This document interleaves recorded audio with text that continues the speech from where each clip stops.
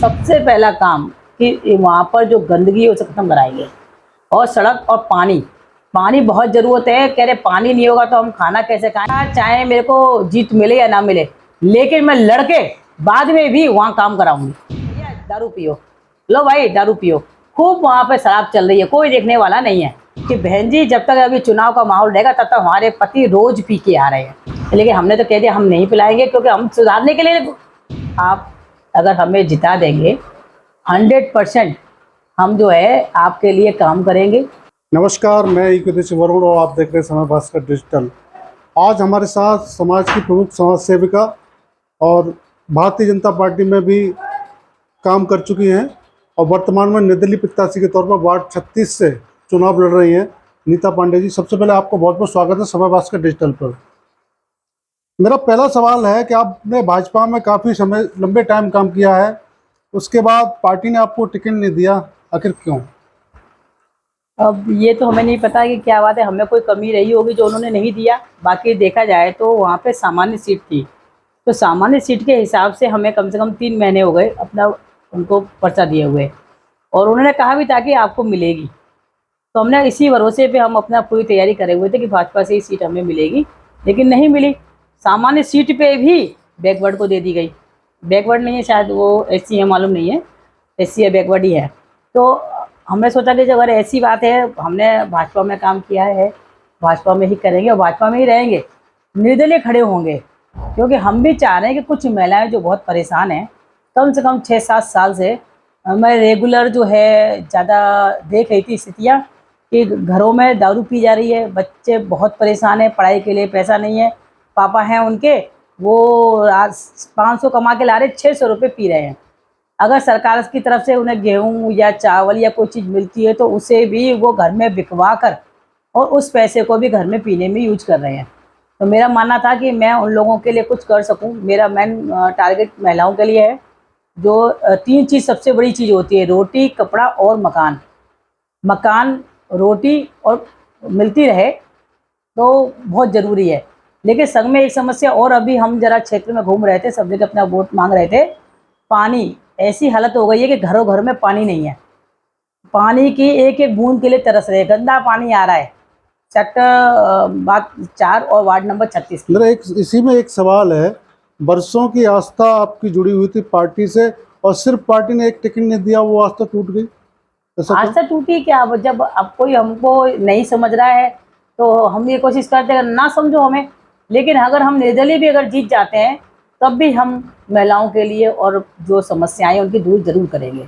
Ward 36 में ऐसी क्या प्रमुख समस्याएं हैं जो आप देखती हैं जिनका निराकरण आप कराएंगी? वहाँ सबसे बड़ी समस्या है कि हर घर के एक घर छोड़कर बगल में कचरा पड़ रहा है, लोगों के प्लॉट है, उसके अंदर डेंगू, मच्छर, बीमारियाँ, बच्चे जाते हैं अस्पताल में पड़े हुए हैं, घर में खाने के लिए पैसा नहीं है। कुछ लोगों को तो इतनी हालत ख़राब है कि जो बिल्कुल बगल में ही बना हुआ क्या नाम किसी का प्लॉट है, वो किसी का मालूम ही नहीं कि प्लॉट किसका है। उस प्लॉट में इतनी गंदगी, सुअर घुसे हुए हैं, बगल में पढ़ाई हो रही है, बच्चे वहाँ बैठे हुए हैं और उसमें गिरते हैं। अपनी आंखों के सामने देखा कि बच्चा वहाँ बैठा बैठा उसमें लुढ़क गया। अब बाबा इतने परेशान है कि करे तो करे क्या। तो वहाँ कम से कम इतना तो होना चाहिए था कि वार्ड नंबर 36 से अब तक जो भी काम हुआ वो सिर्फ हिमायूपुर में मोहन रोड पे हुआ है। गांव में कुछ भी नहीं हुआ है, पूरा गांव जैसा था वैसा ही है। तो फायदा क्या है, उसको आप नगर निगम में लेके आए। अगर नगर निगम से आपने उसको वार्ड नंबर 36 में जोड़ दिया तो वहाँ भी तो कुछ काम होना चाहिए था, क्यों और नहीं मान हुआ? भी लें अगर जनता ने आपको अवसर दे दिया, आप पार्षद बन गई, तो क्या काम आपकी प्रमुखता रहेगी जो आप पहला काम कराएंगे? सबसे पहला काम कि वहाँ पर जो गंदगी है उसे खत्म कराएंगे। और सड़क और पानी, पानी बहुत ज़रूरत है। कह रहे पानी नहीं होगा तो हम खाना कैसे खाएं। अभी क्योंकि आप लोग अभी यहाँ हो, अगर चलते तो हम दिखाते कि शाम को 5 बजे बाल्टियाँ ले लेके लोग गांव में पानी भर रहे हैं। कह रहे कि पानी भरते हैं, उसके बाद थोड़ी देर में बंद हो जाता है, घर में पानी नहीं होता है। जब पानी ही नहीं होगा तो खाना कैसे बनेगा, बच्चे खाना कहाँ से खाएंगे? तो औरतें वहाँ हमारे को तो ये कहते आप आओ मत जाओ यहाँ से, क्योंकि हमें मालूम है कि आप सिर्फ वोट मांगने आई हो, उसके बाद आप वहाँ कोई काम नहीं कराऊंगा। मैंने कहा चाहे मेरे को जीत मिले या ना मिले, लेकिन मैं लड़के बाद में भी वहाँ काम कराऊंगी।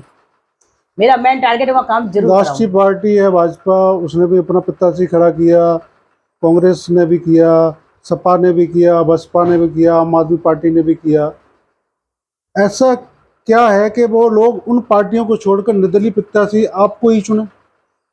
ना चुने। हमने उनसे सिर्फ यही कहा है कि एक बार पढ़ी लिखी, अगर आप चाहेंगे तो हम पढ़े लिखे भी हैं, अभी के नहीं, बहुत बीए करे हुए हैं, तो इतना तो हम पढ़े लिखे हैं कि हम आपके लिए बहुत कुछ कर सकते हैं। अभी जो जितने बन रहे हैं कम से कम 8 हैं, आठों के यहाँ जाके आप देखिए सिर्फ एक ही काम हो रहा है कि लो भैया दारू पियो, लो भाई दारू पियो।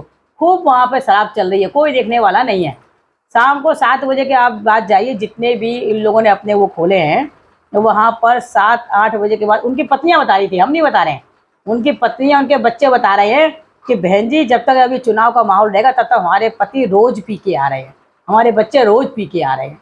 मैंने कहा भैया मुझे नहीं मालूम उनके कार्यालय कहाँ है, लेकिन कार्यालय पे यही चीज़ चल रही है, दारू, नशा, भांग, सब चल रहा है। कल हम वोट मांग रहे थे तब भी वहाँ पे ये चीज़ चल रही थी, लेकिन हमने तो कह दिया हम नहीं पिलाएंगे क्योंकि हम सुधारने के लिए खड़े हुए हैं। बाढ़ की जनता से आप कोई अपील करना चाहती हो?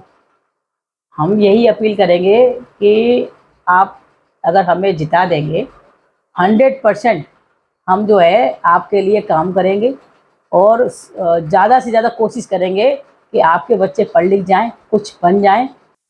ये थी हमारे साथ निर्दलीय प्रत्याशी भाजपा की बागी नेता नीता पांडे जी, जिन्होंने स्पष्ट कहा, जनता बाढ़ की समस्याएं बताई, क्या समस्याएं हैं, जीतने के बाद क्या काम विकास क्या कराएंगी, वो प्रमुखता से उन्होंने पूरा बताने का प्रयास किया है।